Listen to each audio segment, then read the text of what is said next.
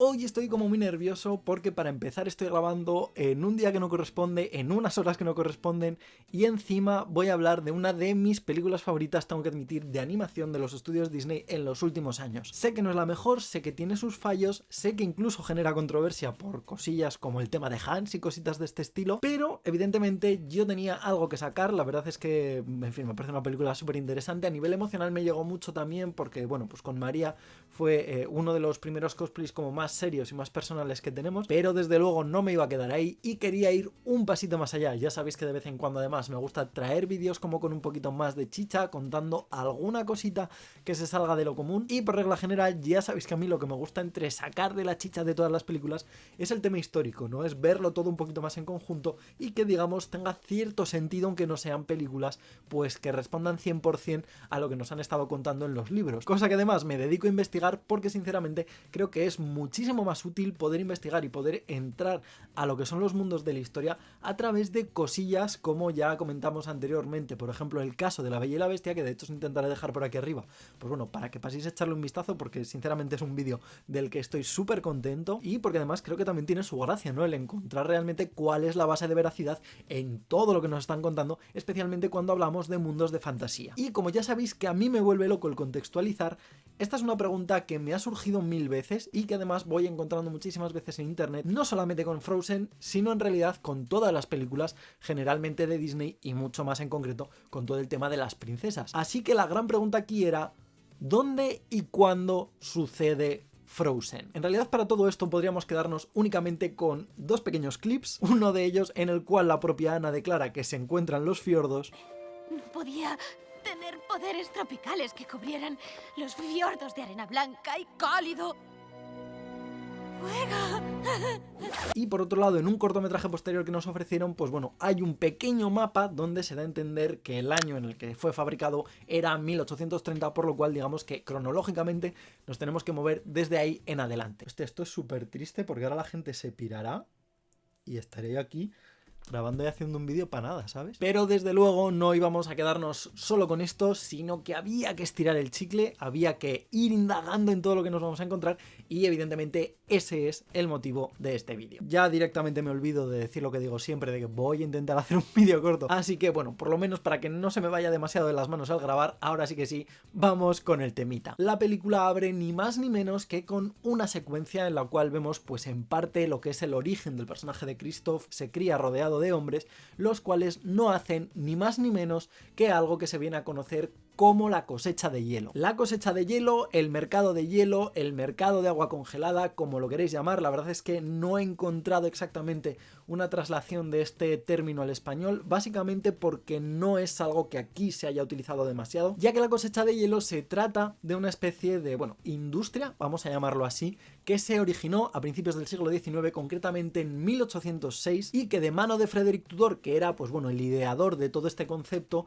se movía entre Noruega y todo lo que era la costa oeste de Estados Unidos. Este tipo de hielo estaba destinado a uso comercial y como final último, pues bueno, al consumo doméstico, y la verdad es que en su momento tuvo muchísimo éxito, básicamente porque lo que hizo fue cambiar por completo todo lo que era la industria de la carne, del pescado, de las frutas, de las verduras. No había congeladores, no había frigoríficos, por lo cual esta cosecha de hielo realmente revolucionó el mundo. Funcionó, como digo, durante todo el siglo XIX y llegado el siglo XX, pues bueno, ya con todo lo que son los avances durante las primeras décadas empezó a caer en desuso porque la tecnología, la electricidad ayudaba muchísimo más a desarrollar estas ideas. Esto puede parecer una tontada, pero cuando empecé a meterme de lleno me pareció súper interesante porque descubrí que Kristoff, aunque aparentemente es el típico joven norteamericano preocupado por su coche, en este caso por su trineo, cuando llega el final de la película y Anna le compra su trineo nuevo, no solamente le compra el trineo, sino que además le dice una cosa. Órdenes de la reina. Te ha nombrado proveedor oficial de hielo del reino de Arendelle. Esto hace que Kristoff sea, ni más ni menos, de forma indirecta, una especie de producto del estilo de vida americano. Una persona que lleva trabajando desde niño, que se ha labrado su destino y que finalmente adquiere el estatus de, bueno, distribuidor oficial del reino, distribuidor oficial del estado de todo lo que es la industria del hielo. Desde luego, en este caso podríamos achacarlo a Noruega, pero hay que ver, como decía antes, que todo esto era una industria que funcionaba entre este punto y la costa oeste de Estados Unidos. Esto simplemente es un poquito paja mental mía, no os voy a mentir, pero son este tipo de cosas, este tipo de chichitas que se le pueden sacar, las que a mí me dan la vida. Sin embargo, para contextualizar muchísimo más la película en Noruega hay que avanzar un poquito, y es que de repente nos encontramos con que conocemos por fin a los padres de Elsa y Anna. En un principio no tiene demasiada repercusión, pero cuando vas avanzando en toda la historia y empiezas a contextualizarlo, como digo, a nivel histórico muchísimo más, descubres, si empiezas a buscar retratística de principios del siglo XIX, que el padre de Elsa y Anna no es ni más ni menos, o por lo menos a nivel físico,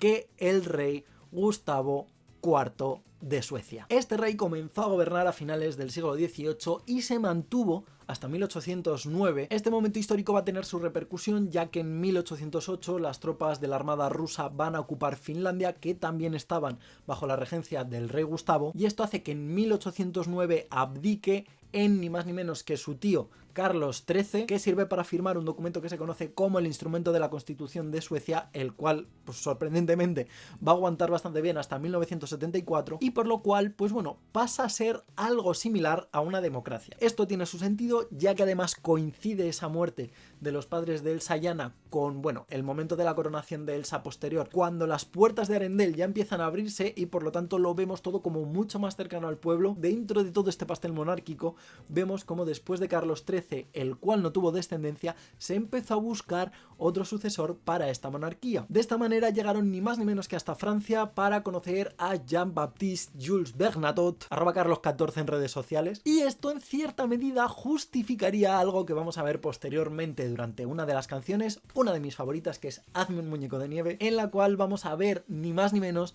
que el retrato de uno de los personajes más icónicos y digamos también el que ayuda a consolidar parte de la monarquía francesa, como es Juana de Arco. Juana de Arco en una representación que cierto es que no se asemeja mucho a los retratos que podemos tener de ella a nivel pictórico, sino que por lo menos a mí personalmente me recuerda mucho más a esa representación que se hizo en cine en 1948 de Ingrid Bergman, por lo cual también retrotraemos hacia, bueno, pues una especie de tradición dentro de los estudios Disney, que es la de referenciar cine de época para construir visualmente nuevos imaginarios, y que además, pues bueno, en escenas posteriores también va a verse muy apoyado por temas de retratos más de corte, por la aparición de los felices azares del columpio de Fragonard, por la aparición también de cuestiones, pues bueno, un poquito más livianas, mucho más, digamos, del pueblo llano, como es todo el tema de la aparición de esa especie de danza campesina de Peter Bruegel el Viejo del siglo XVI, como es también incluso, pues bueno, algo mucho más típico del romanticismo que veremos posteriormente, y quedaos con esta idea porque me parece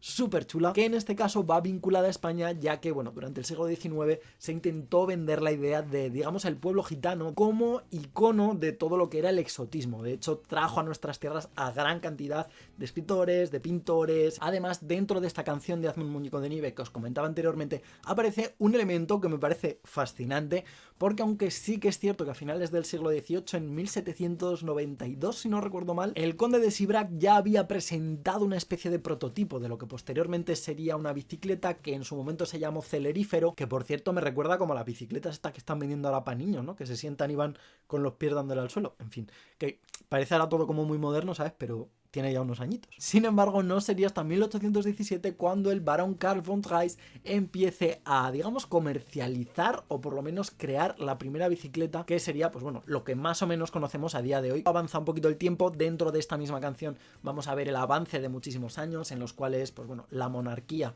finalmente, digamos que acaba cayendo, entre comillas, con la muerte del rey, pero vemos algo que a mí me parece súper chulo, me parece fascinante, porque es algo que por regla general se suele vincular como más al desarrollo de Elsa como personaje de Disney en esta película concreta, pero que a mí me parece una auténtica delicia porque creo que explica a la perfección cómo funciona un concepto artístico que es el de majestad, que esto es algo que en España tampoco conocemos mucho porque nuestros reyes son como más de andar por casa, ¿no? Como más campechanos. Tiene un enfoque iconográfico a la hora de concebir, pues bueno, todo el tema de la monarquía, como digo, de la majestad, de lo regio, que me parece súper bonito, y que aunque va vinculado a todo lo que son los poderes de Elsa, me parece súper bien recogido en esa frase que le dice su padre a ella cuando es pequeña. Los guantes te ayudarán.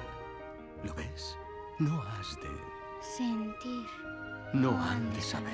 es un mantra que ella misma se repite y que en este caso, como digo, va muy vinculado, ¿no? Va vinculado a ese estatus y que además rompe por completo también con la personalidad de Anna, que es una persona como mucho más cercana, mucho más cariñosa, capaz de hablar, de acercarse, de tocar,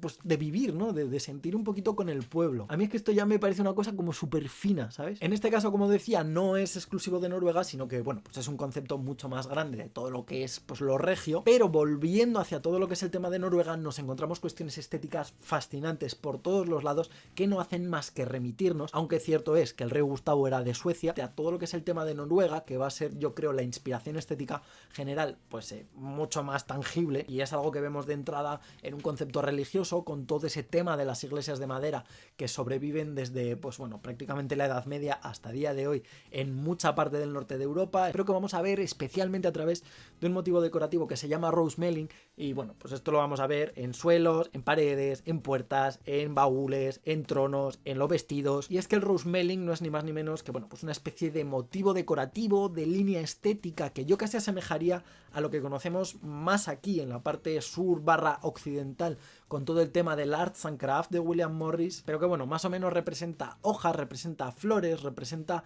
pues motivos, la verdad es que bastante vegetales, pero que además responde muy bien a la idea inicial de Elsa como reina del hielo, ya que es posiblemente 1000 veces más fractalizable, y más todavía cuando tenemos incluso el motivo del hielo repetido constantemente, que todo lo que teníamos, como digo, con el Arts and Crafts. Esto es algo que para mí tiene muchísimo sentido, porque además ya lo iréis viendo que todo encaja como un puzzle cósmico, o que yo estoy mal de la cabeza, que también puede ser. Esto se va desarrollando, vamos viendo, pues bueno, aquí y allá algunos detalles que la verdad es que para mí creo que hacen que todo sea como mucho más uniforme, y es que es algo que podemos apreciar incluso en algo tan sencillo como el pelaje de los caballos. Los caballos no son ni más ni menos que de una raza que generalmente se conoce como de los fiordos noruegos, y que se caracterizan principalmente por dos cuestiones. Por un lado, por tener un pelaje, pues bueno, entre pardo y dorado, y por otro lado, algo que a mí me parece como muy curioso y que además creo que les da como vidilla, que es el tema de las crines. Las crines que por alguna extraña razón de la naturaleza, asumo que por selección genética, no están compuestos ni más ni menos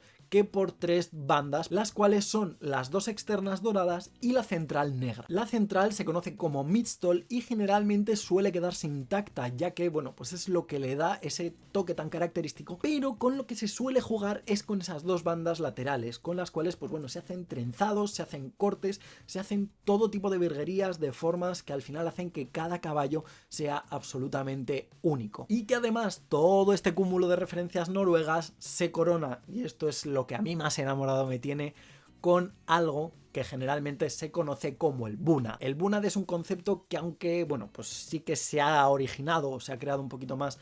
a lo largo de todo el siglo XX, digamos que la idea ya venía de atrás, responde más o menos a la versión noruega de lo que hemos concebido como romanticismo en otras partes de Europa. Digamos que era una especie de intento de exaltación nacional, tal y como os comentaba antes, con el pueblo gitano como icono de lo exótico en España. En Noruega se le quiso dar un mayor enfoque a todo lo que era el tema de la vestimenta. Y es que aunque sí que tenemos escenas en las cuales los personajes caminan por Arendelle y por lo tanto, pues bueno, vemos toques de chaquetas, de pantalones, de faldas, pues bueno, un conjunto que más o menos nos puede recordar a un aire decimonónico, hay 2 personajes que me parecen perfectos para representar todo este movimiento, y es que por un lado tenemos a Hans, el cual viste de la manera tradicional exacta, de la manera tradicional perfecta, y no de cualquier manera, sino que él se trata de un príncipe. Esto hace que Hans sea alguien con dinero y por lo tanto sus ropajes, como digo, responden a un estatus superior, y para mí esta representación tiene un auténtico ganador.